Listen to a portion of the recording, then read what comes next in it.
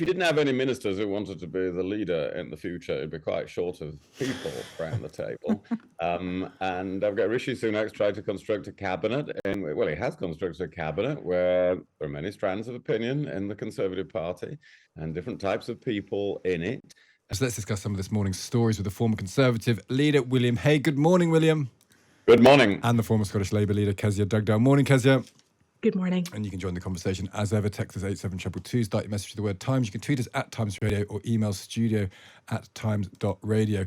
Let's talk about Suella Braverman, the Home Secretary. Our listeners have split in their views, it's fair to say, on the speeding controversy. Some of them think it's an example of the minister getting special treatment, not following the rules. Others think it's barely worth mentioning. So what should happen next? William Hague, Jess Phillips, the MP, has just tweeted a couple of questions here, which I might put to you, actually. She's not asked me to do that, but I just thought I'd be interested in your response to it. Why doesn't Sunak just sack her? She has little support. She's useless at her job. She's so poorly prepared and doesn't know the basics. She's a terrible media performer, and she is in constant scandal. What's the upside? Right. Well, all those things were a matter of opinion, of course, rather than a factual question. And yes, she's a controversial figure. She stirs people up in favour of her and against her.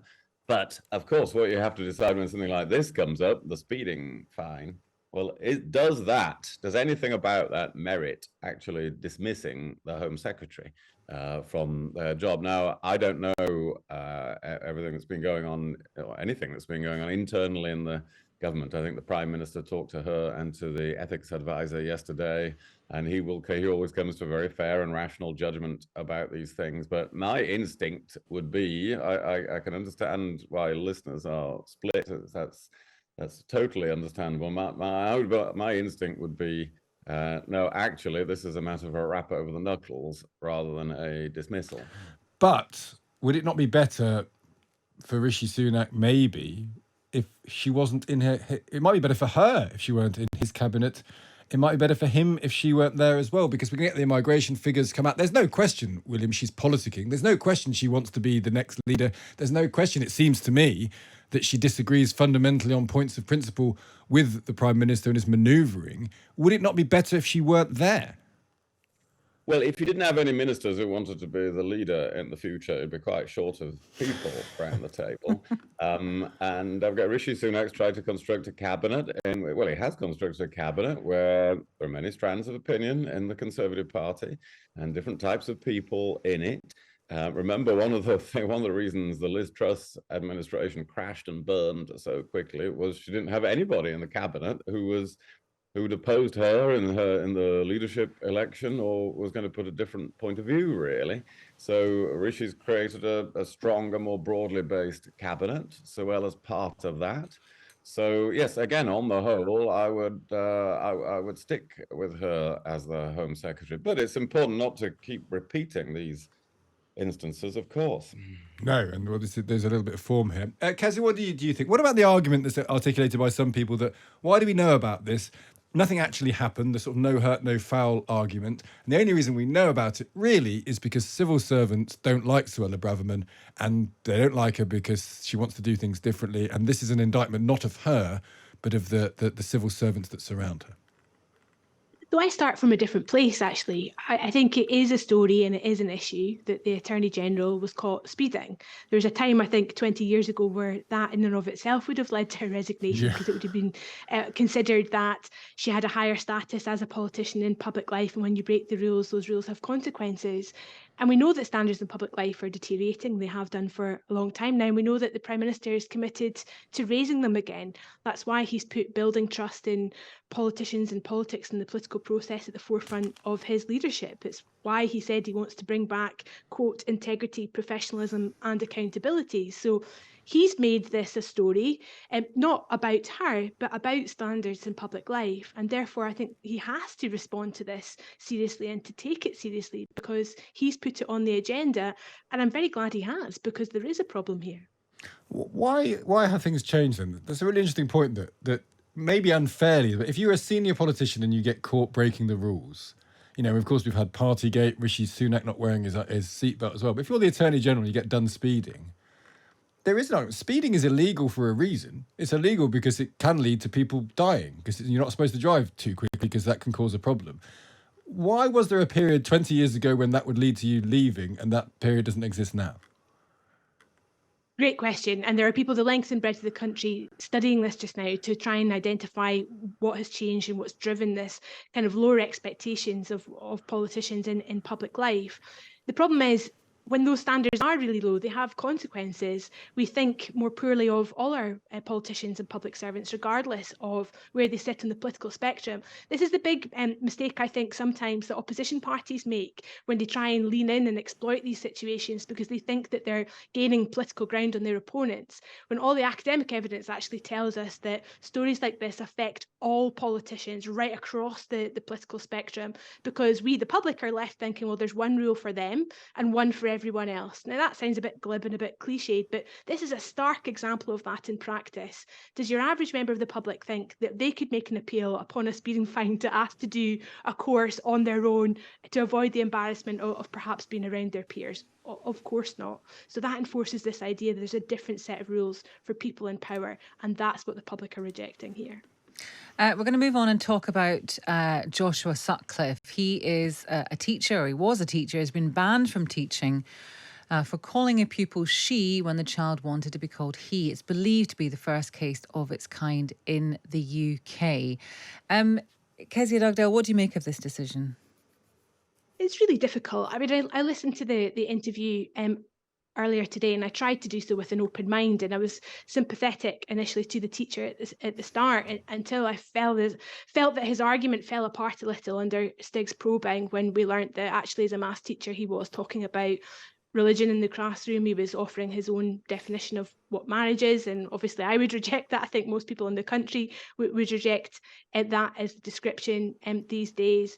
So I think it's very, very complicated and very sensitive. I wouldn't want to be too drawn on it because I don't know the exact specifics of the case. No, that's a very interesting point, and that point that, you're a maths teacher, why are you talking about gender and your views on all of the rest of it? I think he made the point that because he was known to be a Christian and had certain beliefs, that he was kind of alleging that actually the pupil knew what his views were and took issue with him. I mean, these are difficult things that can happen, when people have different beliefs.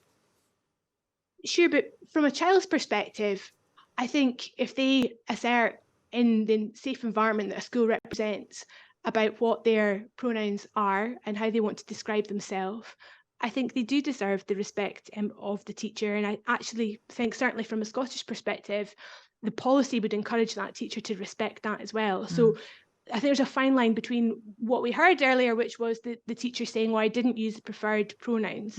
Well, actually, what I heard was he misgendered the child. And that could be really difficult for that particular child in terms of their own mental health, their own sense of self, and their own confidence and ability to be who they believe they are. So I think it's so sensitive in such a difficult area.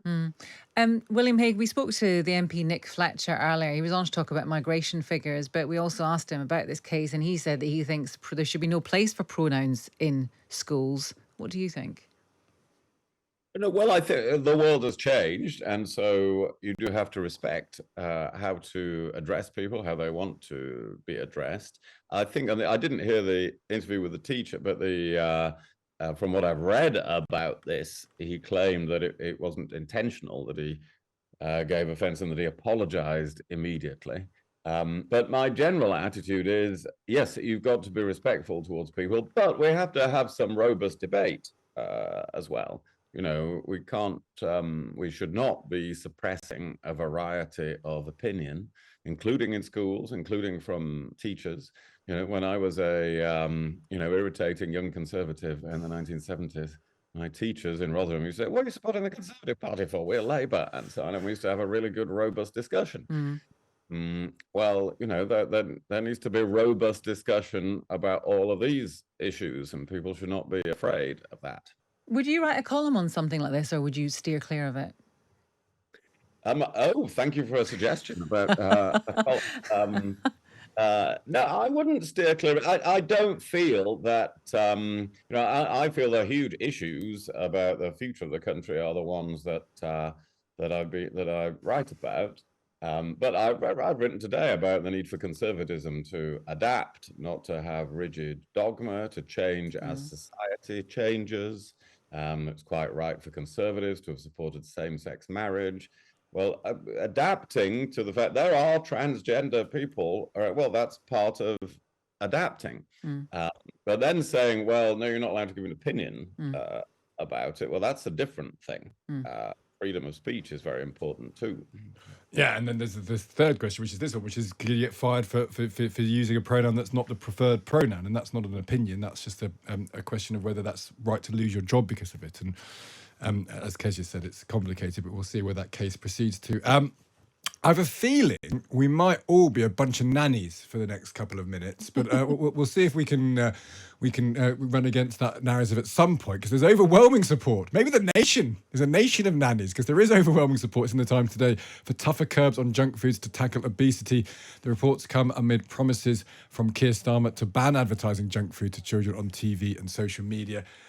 Kezia, the government did agree with this at one point, but they've gone all anti-nanny state now. And we know, of course, that William Hague is the great nanny Tory. So we'll come to him in a minute.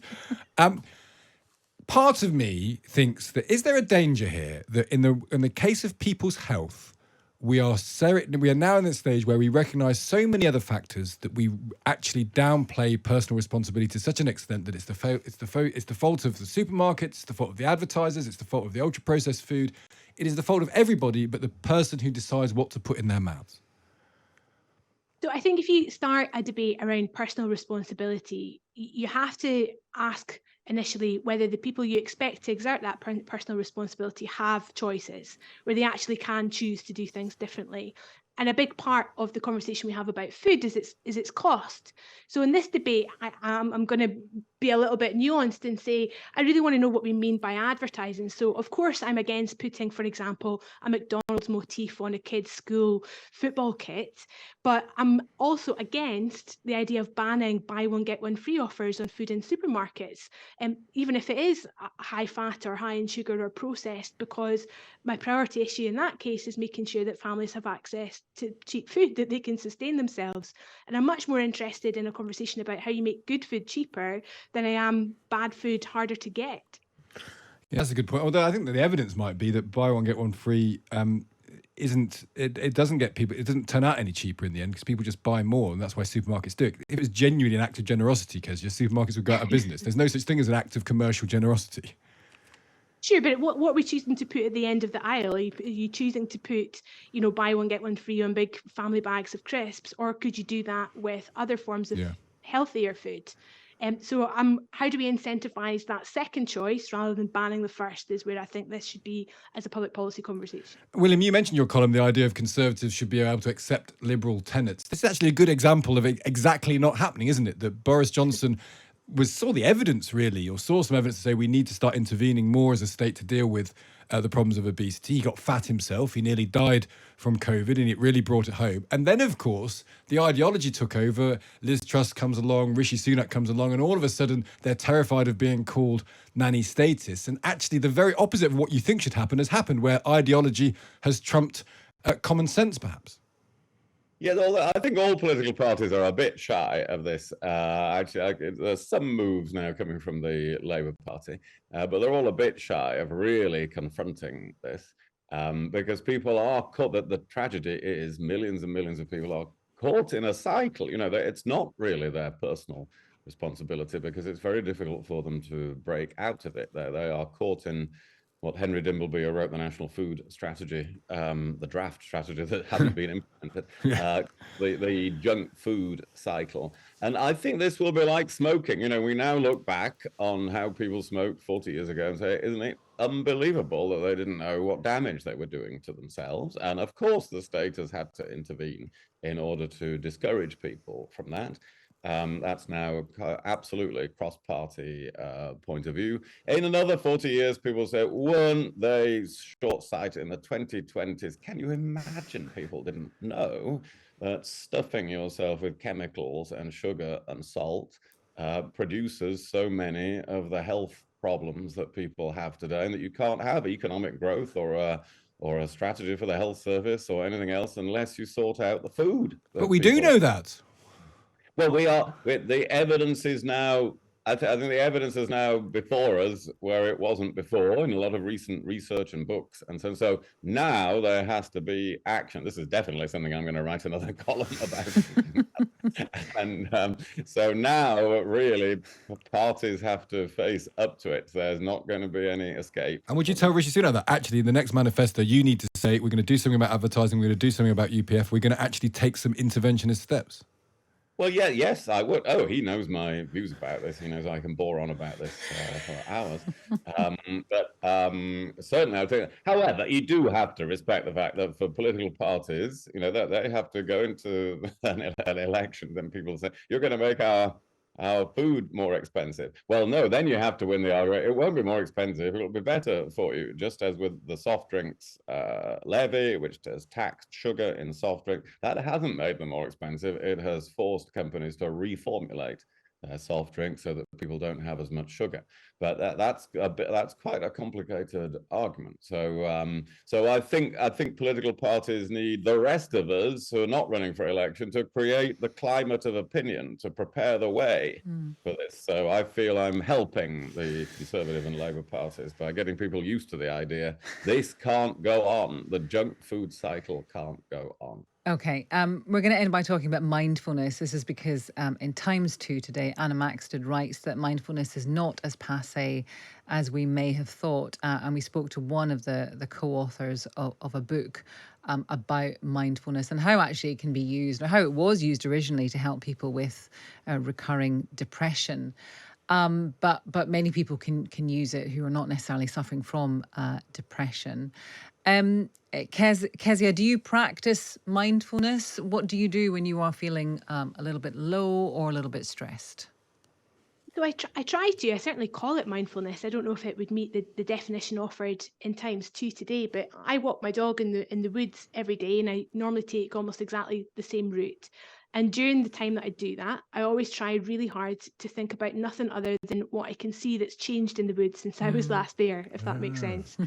Yeah. And sometimes my wife comes with me and interrupts it, and all she wants to do is talk about politics. Oh, no. And it drives me up the wall.